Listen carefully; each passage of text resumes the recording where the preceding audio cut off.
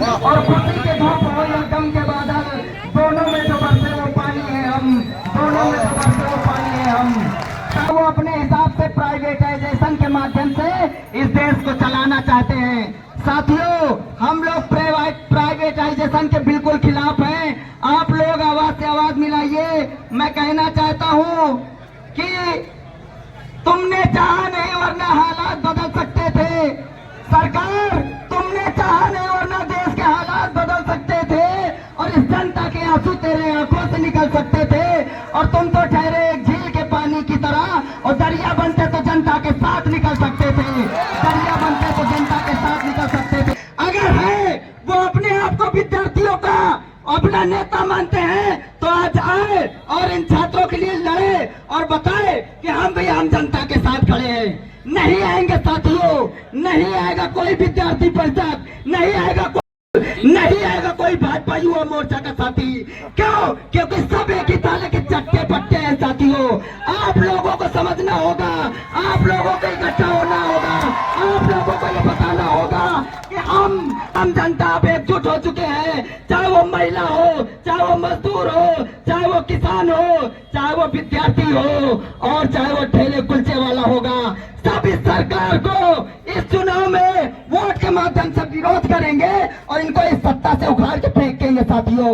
आप लोग अंदर से जोश लाइए और अपने सभी साथियों को बताइए कि हम पढ़े लिखे कौम है।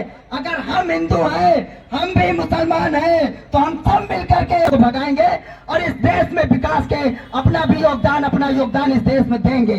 साथियों, आप सभी लोगों को बहुत बहुत धन्यवाद।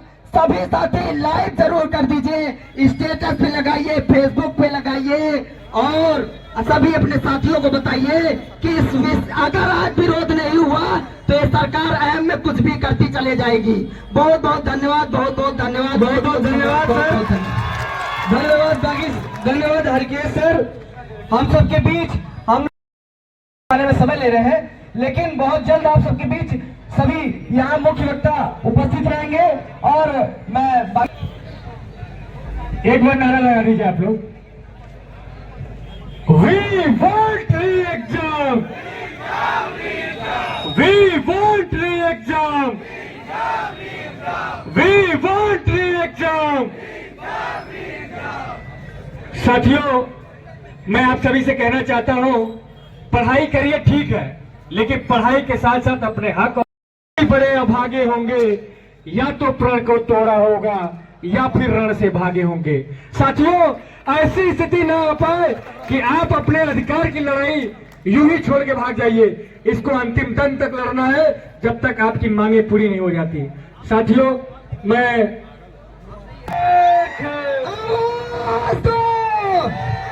तो हम अपना अधिकार मांगते, तो हम अपना अधिकार मांगते, नहीं किसी से भीख मांगते, तो अपना अधिकार मांगते और नहीं किसी से भीख मांगते। बेईमानों से इंकलाब बंद मकानों से, जंग लो बेईमानों से, इंकलाब जिंदाबाद, जिंदाबाद, जिंदाबाद, अरे इंकलाब जिंदाबाद। बहुत बहुत धन्यवाद, बहुत बहुत धन्यवाद। पेपर जो लिख कर आते वो सरकार निकम्मी है, बहन बेटियों को सुरक्षा दे न सके जो वो सरकार निकम्मी है, झूठे वादे जो करे वो सरकार निकम्मी है। यहाँ पे मेरे प्रशासन के लोगों, सत्ता पे बैठे हुए हुक्मरान, अगर आवाज जा रही है तो सुन लो। लहू का ये एक बूंद बहाने के लिए तैयार है, क्योंकि भगत सिंह के वंशज है, शहीदलाल बगमदर के वंशज है। क्योंकि अगर हम गांधीवादी तरीके से चलते हैं, डॉक्टर अम्बेडकर साहब को मानते हैं, तो वहीं पे वीर भगत सिंह को भी मानते हैं। या जो संयम तुम देख रहे हो, ये इलाहाबाद में तुम 70 साल बनवास के इस बार जब दूर करेंगे तो 140 साल दूर हो जाओगे। क्योंकि युवाओं के ये मांग है मेरे नौजवान साथियों, उनको क्या पता है कि हमारे भाई हमारे बहने जब गाजीपुर, बलिया, बनारस, आजमगढ़, देवरिया, मध्य प्रदेश, राजस्थान, बिहार से जब सर पे 30 किलो का राशन लाद के आते हैं तो सिर्फ राशन का बोझ नहीं होता मेरे साथियों, वह बोझ बहन की शादी का होता है, वह बोझ 70 साल वृद्धा हुई वो माँ और बाप का होता है। कि राह में मुश्किलें बहुत है मेरे नौजवान साथियों, फिर इंकलाब कहूंगा आपके जज्बात को कि राह में मुश्किलें बहुत है पर ठहरता कौन है। सत्ता पे बैठे हुए लोग, राह में मुश्किलें बहुत है पर ठहरता कौन है। अरे मौत कल आती है, आज आ जाए, इंकलाब के बल पे डरता कौन है।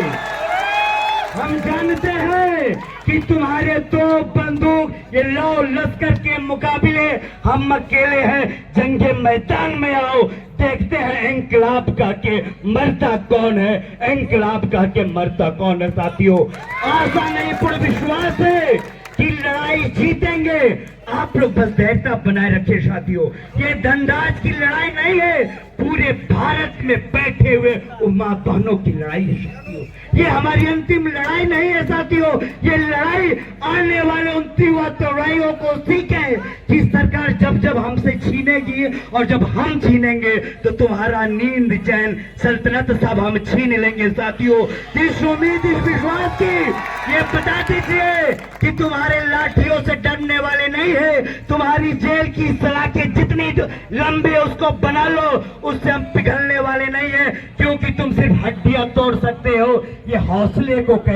अरे 45 मुकदमा है, 45 और सही, जो कहा जाता है ना कि यही जज्बा रहा तो मुश्किलों का हल भी निकलेगा, यही जज्बा रहा तो मुश्किलों का हल भी निकलेगा। जमीन बंजर हुई तो क्या हुआ, वहीं से जल भी निकलेगा।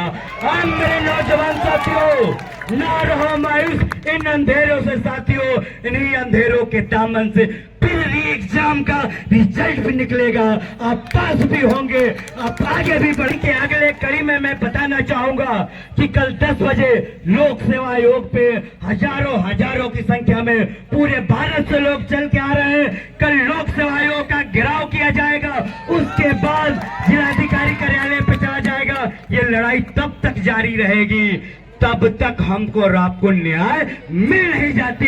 उनको बता दीजिए कि कलम के नोक पे हम लोग लिखने वाले लोग जब कलम को छोड़ के हथियार उठाएंगे इंकलाब की, तो अच्छे लोग दोस्त हो जाएंगे मेरे नौजवान साथियों। और बता दीजिए दोस्तों, मित्रों, रिश्तेदारों से कि फेसबुक, ट्विटर, इंस्टाग्राम पे लिख दीजिए कि जो सरकार निकम्मी है वो सरकार 2024 में बदलनी है। इसलिए मैं निवेदन करता हूं कि फिर मंदिर मस्जिद जातिवाद क्षेत्रवाद में मत बटिएगा साहब, ये आएंगे फिर से तमाम चीजें देंगे, लेकिन समझिए कि चुनाव है, फिर मान जाएंगे। फिर आगे अभी कुछ दिन पहले आया था कि SC ST OBC का रिजर्वेशन खत्म किया जाएगा। फिर से इलाहाबाद विश्वविद्यालय में यह फरमान लागू होता है कि विश्वविद्यालय के